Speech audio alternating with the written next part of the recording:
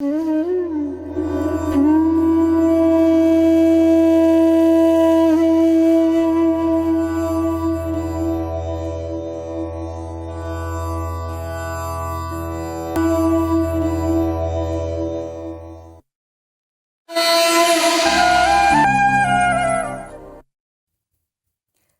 नाम को अंक हैं, सब साधन है सून। अंक गए कुछ हाथ नहीं, अंक रहे 10 गुण। जय श्री राम। मैं हूं आप सभी के साथ छाया चौधरी और आप देख रहे हैं हमारा खास प्रोग्राम राम कहानी। तो श्री राम को पूरा भारतवर्ष मंदिर में विराजमान होते देखने को काफी उत्सुक है और हम आप तक राम मंदिर से जुड़े हर अपडेट्स पहुंचा रहे हैं। तो शुरू करते हैं आज की राम कहानी और दिखाते हैं आपको सबसे पहले कि आज राम की नगरी से क्या खास है।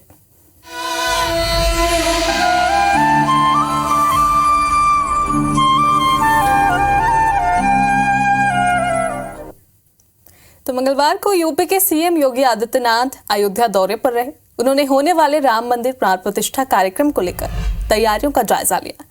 तो इसी बीच सीएम योगी अयोध्या के हनुमानगढ़ी भी पहुंचे, जहां उन्होंने पूजा अर्चना की।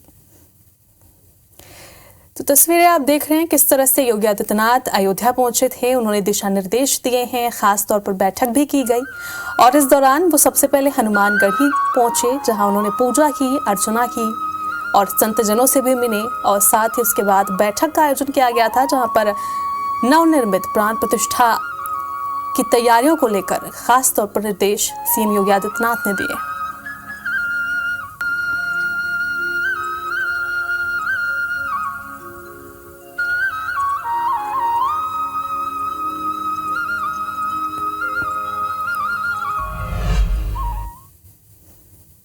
पूज्य योगी आदित्यनाथ जी महाराज अभी दर्शन पूजन किए और हनुमान जी महाराज से प्रार्थना किया कि 22 तारीख वो तारीख जिसकी प्रतीक्षा इतने वर्षों में राम भक्तों ने सनातन ने किया था, वो पल वो क्षण वो अवसर आ चुका है। और उन्होंने कहा कि राजदास जी कैसी अयोध्या लग रही है। हमने कहा महाराज जी बहुत बहुत साधुवाद है, जिस अयोध्या की परिकल्पना लोगों ने किया था उसको आप साकार करते हुए दिख रहे हैं, बहुत अच्छा लगता है। तो जैसा कि साधुजन ने कहा कि जिस मंदिर की परिकल्पना लोगों ने की थी, जिस मंदिर की परिकल्पना हर उस व्यक्ति को इंतजार था उस पल का, वो अब आने वाला है और इसी के लिए सीएम योगी आदित्यनाथ लगातार अयोध्या पहुंच रहे हैं। इससे पहले भी वो अयोध्या पहुंचे थे, एक बार फिर से वो अयोध्या पहुंचे और साथ ही सबसे पहले हनुमानगढ़ी वो पहुंचे, पूजा अर्चना की और साथ ही पूरी तरह से अयोध्या के चारों तरफ जाकर हर कोने में उन्होंने निरीक्षण किया, जायजा लिया।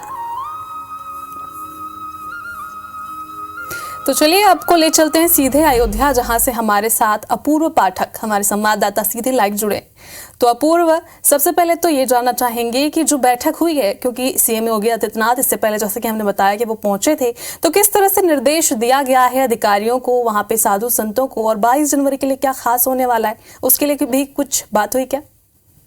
जी छाया, मैं जरूर बताना चाहूंगा कि मुख्यमंत्री का दौरा बड़ा अहम था, क्योंकि बस 13 दिन बाकी हैं रामलला के प्राण प्रतिष्ठा को लेकर। जो तैयारियां हो रही हैं अयोध्या का, उसका जायजा यानी कि निरीक्षण करने आज मुख्यमंत्री योगी आदित्यनाथ पहुंचे थे और साथ ही साथ अधिकारियों के साथ और साधु संतों के साथ बैठक की और जाना कि अयोध्या का जो विकास हो रहा है, जो रंग रोगन का कार्यक्रम हो रहा है, क्योंकि रामलला भव्य मंदिर में विराजमान होने वाले हैं। उससे पहले ये मुख्यमंत्री का अहम दौरा इस वजह से माना जा रहा है क्योंकि 22 जनवरी जब रामलला प्राण प्रतिष्ठित होंगे तो उस दिन प्रधानमंत्री मोदी का आगमन है और कई ऐसे विशिष्ट अतिथि होंगे जब प्राण प्रतिष्ठा में उनका भी साथ में जब प्रतिष्ठित होंगे भगवान रामलला, तो उनका भी आगमन रहेगा, जिसको लेकर तैयारियों का जायजा लेने आज मुख्यमंत्री योगी आदित्यनाथ अयोध्या पहुंचे थे। उन्होंने साफ तौर पर कहा अधिकारियों से कि 22 जनवरी को सभी शिक्षण संस्थान, मतलब प्रदेश के सभी शिक्षण संस्थान बंद रहेंगे और 16 तारीख से और 22 जनवरी तक अखंड रामायण का पाठ कराया जाएगा सभी मठ मंदिरों पर। और 22 जनवरी को जितनी भी मदिरा की दुकानें हैं वो बंद की जाएंगी और जितने भी धार्मिक आयोजन है 16 तारीख से अनवरत जारी कर दिया जाएगा। और मतलब कि 22 जिस दिन रामलला अपने गर्भगृह में विराजमान होंगे उस दिन भव्य दीपोत्सव का भी आयोजन किया जाएगा। जी अपूर्व, तो जैसा कि 22 तारीख को यजमान के तौर पर प्रधानमंत्री नरेंद्र मोदी होंगे, तो उनके लिए सुरक्षा व्यवस्था के किस तरह से यहाँ पर इंतजाम के निर्देश दिए हैं सीएम योगी आदित्यनाथ ने?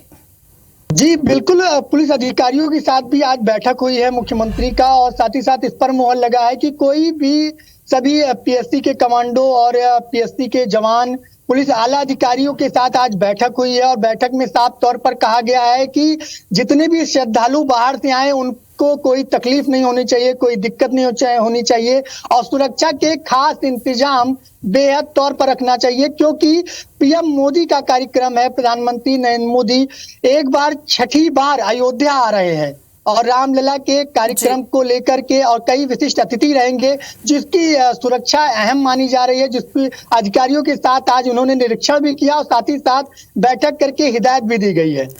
जी अपूर्व, तो आपसे लगातार अपडेट लेते रहेंगे। फिलहाल अभी के लिए आपका बहुत बहुत शुक्रिया।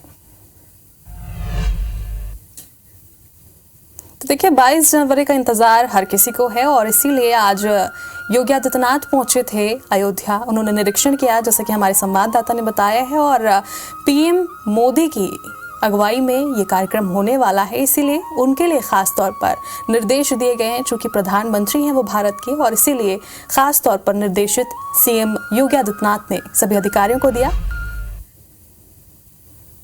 तो राम मंदिर की लड़ाई में छत्तीसगढ़ के कार सेवकों ने भी जमीनी स्तर की लड़ाई लड़ी है। आज हम आपको ऐसे ही एक कार सेवक से मिलवाएंगे। इनका नाम है बजरंग खंडेलवाल। कार सेवक के रूप में उन्होंने भी भूमिका निभाई थी और उस वक्त उत्तर प्रदेश में कर्फ्यू लगा हुआ था। आइए आपको दिखाते हैं। राम मंदिर की लड़ाई में छत्तीसगढ़ से भी कई कार सेवकों का योगदान रहा है और ऐसे ही एक कार सेवक हमारे बीच मौजूद है। बजरंग खंडेलवाल हमारे बीच मौजूद है, उनसे बात करते हैं। सर, आप बताइए कि उस समय का संघर्ष किस तरह से था? वो दिन तो यादगार पल है जीवन के, जो जीवन में कभी नहीं भूल सकते। वो सपना आज हमारा पूरा हो रहा है। लगभग 1990 के आसपास की बात है, जब हमें यह कहा गया पार्टी की तरफ से कि सबको कार सेवा चलना है, और हम लोग स्कूल के विद्यार्थी हुआ करते थे। लगभग मैं 10वीं के आसपास पढ़ता था सपरी स्कूल में, मुझे याद है।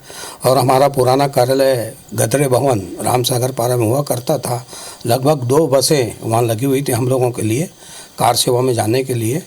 तो हम जब कार सेवा के लिए निकले तो बसों से भरकर हमें इलाहाबाद तक गए। वहाँ से चाक घाट की यात्रा, जो हमारी जीवन की बहुत ही महत्वपूर्ण, जीवन कभी नहीं भूल सकता। लगभग 50 किलोमीटर हम लोग जब पैदल चलकर इलाहाबाद पहुँचे, वो एक यादगार पल जीवन में कभी नहीं भूल सकते। जब पूरा देश में राममय वातावरण था और कार सेवक लोग हर घर से निकले थे, वो समय मैं जीवन में नहीं भूल सकता। मुझे याद है कि जब हम लोग इलाहाबाद में थे तो पूरे इलाहाबाद में कर्फ्यू लगा दिया गया था।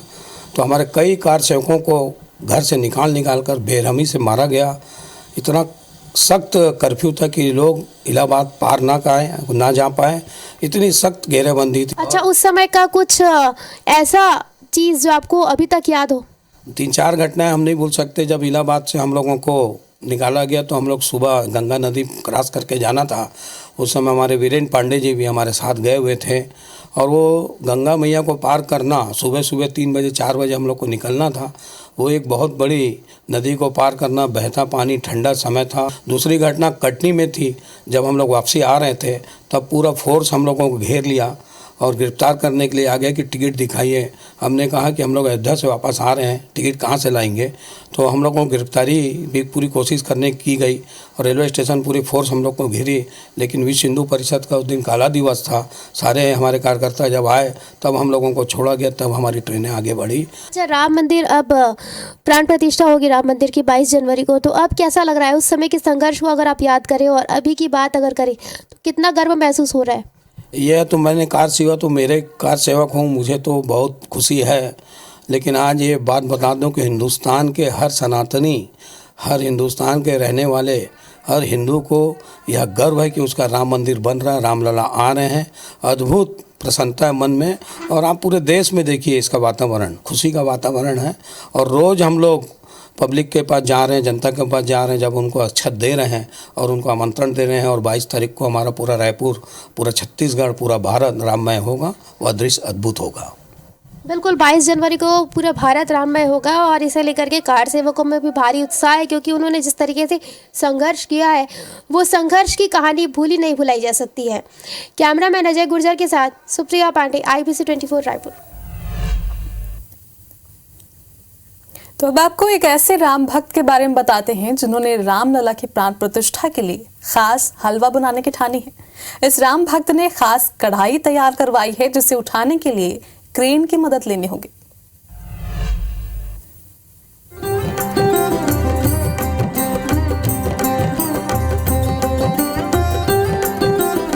श्री राम के एक से बढ़कर एक भक्त हैं, तो एक परम भक्त ऐसा भी है जो श्री राम के लिए 7000 किलो हलवा बनाएगा। यह हलवा जिस कढ़ाई में बनेगी उसे उठाने के लिए क्रेन बुलानी पड़ेगी।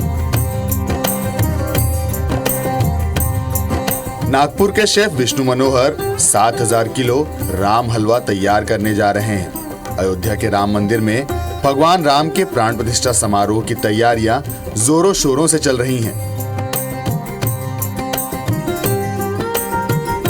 22 जनवरी को होने वाले इस कार्यक्रम में 100-200 नहीं बल्कि 7000 किलो राम हलवा तैयार किया जाएगा।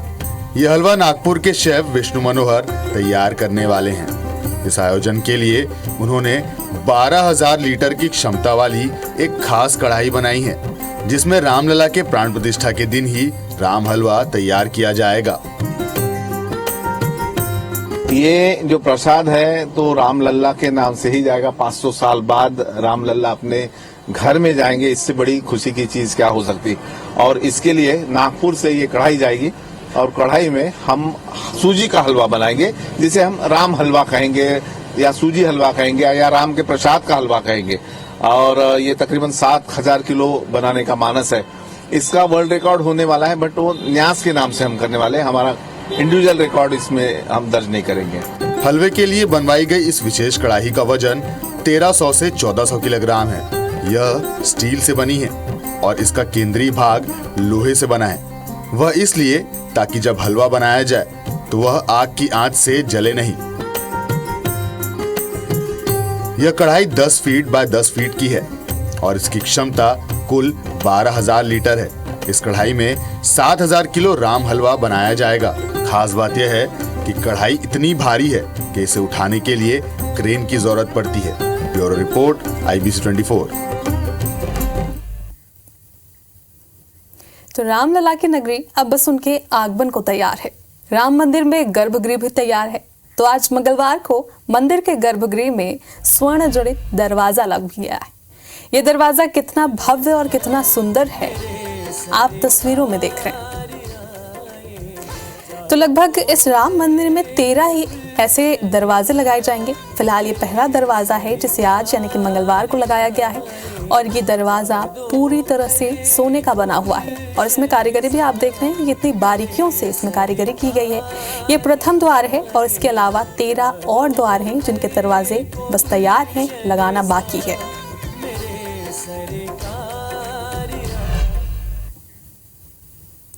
तो राम मंदिर की अब तक आपने अनेकों तस्वीर देखी होंगी, तो हम आपको अब भव्य राम मंदिर रात में कैसा दिखाई देगा ये आपको दिखाते। तो अयोध्या में बन रहा भगवान श्री राम का भव्य मंदिर बेहद ही अद्भुत है।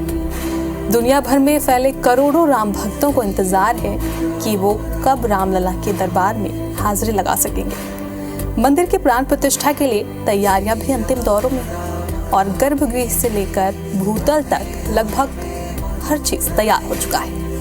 22 जनवरी को आयोजित प्राण प्रतिष्ठा कार्यक्रम के बाद मंदिर को आमजनों के लिए खोल दिया जाएगा और श्री राम जन्मभूमि तीर्थ क्षेत्र ट्रस्ट समय समय पर मंदिर की तस्वीरों को भी जारी करता रहेगा।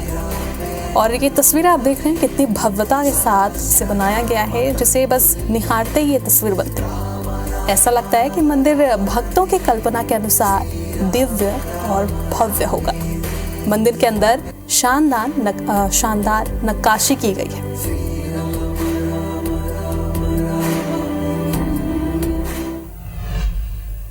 अयोध्या में 500 सालों के लंबे इंतजार के बाद अब रामलला अपने भव्य मंदिर में विराजमान होने जा रहे हैं। तो पूरा देश राममय हो चुका है और तमाम सनातनी अब प्रभु श्री राम के दर्शन करने के लिए अयोध्या जाने को आतुर हैं। इसी तरह दो राम भक्त महाराष्ट्र जिले के वाशिम जिले से साइकिल से 1200 किलोमीटर की यात्रा करते हुए अयोध्या के लिए निकल चुके हैं। आशीष और राजू नाम के दोनों युवा बताते हैं कि जब राम जन्मभूमि पर सुप्रीम कोर्ट का निर्णय आया था तब भी उन्होंने इसी तरह साइकिल से यात्रा की थी और अब जब रामलला अपने भव्य मंदिर में विराजमान होने जा रहे हैं तो एक बार फिर से ये दोनों साइकिल से अयोध्या प्रभु श्री राम के दर्शन करने के लिए निकल चुके हैं। 1 जनवरी से शुरू हुई दोनों की युवाओं की यात्रा जबलपुर पहुंच गई है और अब धीरे धीरे अयोध्या की तरफ बढ़ रही है।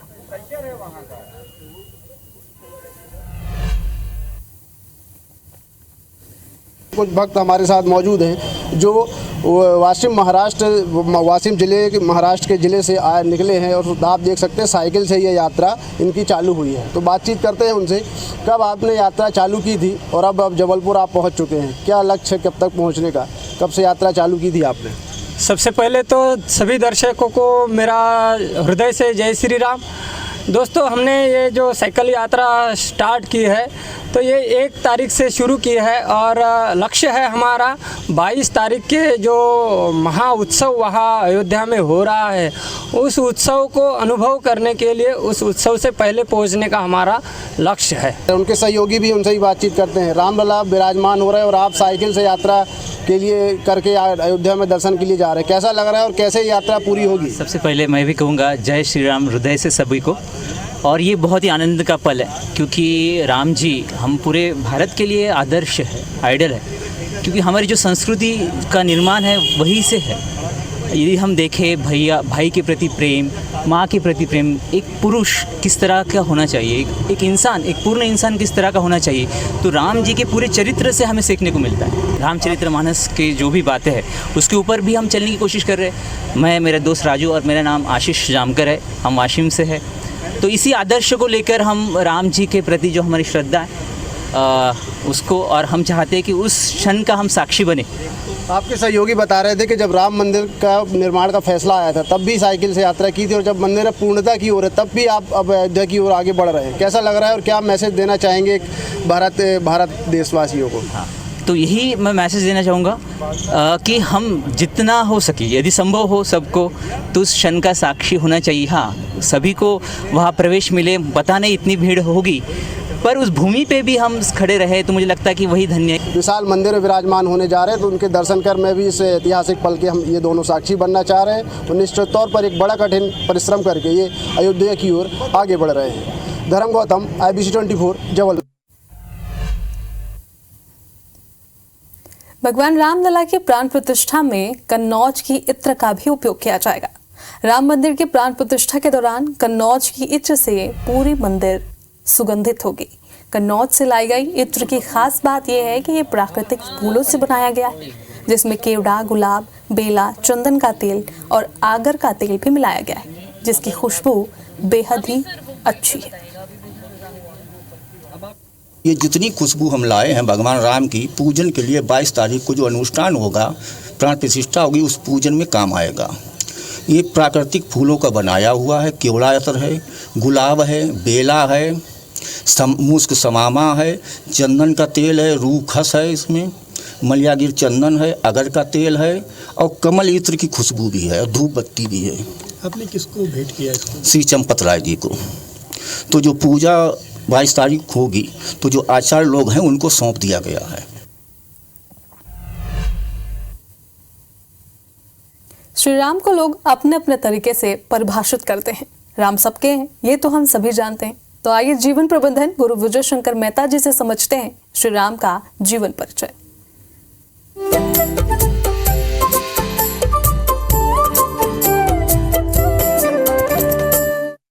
जब सारे बंदर सीता जी की खोज में जा रहे थे, राम जी को प्रणाम कर रहे, राम जी सबको आशीर्वाद दे रहे, लेकिन राम जी ने देखा कि सारे बंदर कूद कूद के जा रहे हैं, हनुमान नहीं दिख रहा। जो काम करने वाला उसके पता ही नहीं, और बाकी जो यूं ही कूद रहे हैं। आखिर में हरिओम हनुमान जी आए तो राम जी ने सिर पे हाथ फेरा, परसा सी सरोवर पानी कर मुद्रिका दीनी जन जानी, हाथ की अंगूठी दी और कहा हनुमान तुम्हें सीता मिलेंगी पर वो पहचान नहीं पाएंगी तो अंगूठी देना। और यहीं से सुंदरकांड आरंभ होता है। वैसे तो हनुमान जी के चरित्र, हनुमान जी की सफलता की कहानी है सुंदरकांड, लेकिन सुंदरकांड 2 भाग में बटा है। शुरू के आधे सुंदरकांड में हनुमान जी का पराक्रम आया है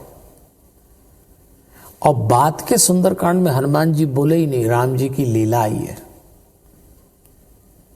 और जब हनुमान जी लंका जला के आए, सीता जी को संदेश दिया, चूड़ामणि लेके आए और जब सामने खड़े थे तो राम जी ने हनुमान जी को देखा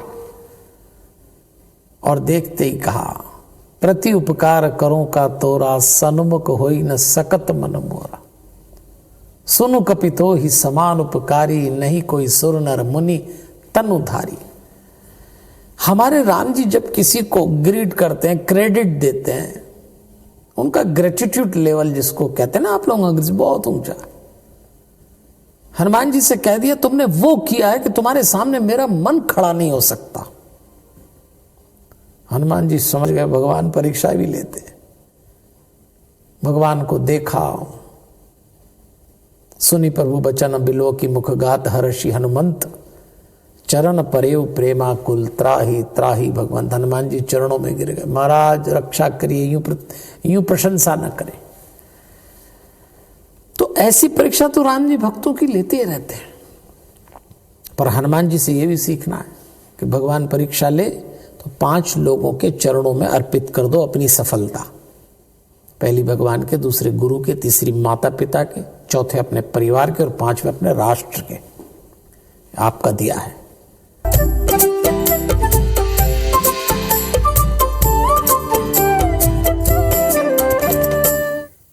चलिए, राम कहानी में अभी के लिए फिलहाल इतना ही, लेकिन IBC 24 22 जनवरी तक लगातार आप तक अयोध्या अपडेट्स पहुंचा रहा है। इसलिए सुबह 9:30 बजे और रात 9:30 बजे IBC 24 देखना ना भूलिए। मुझे दीजिए इजाजत। जय श्री राम।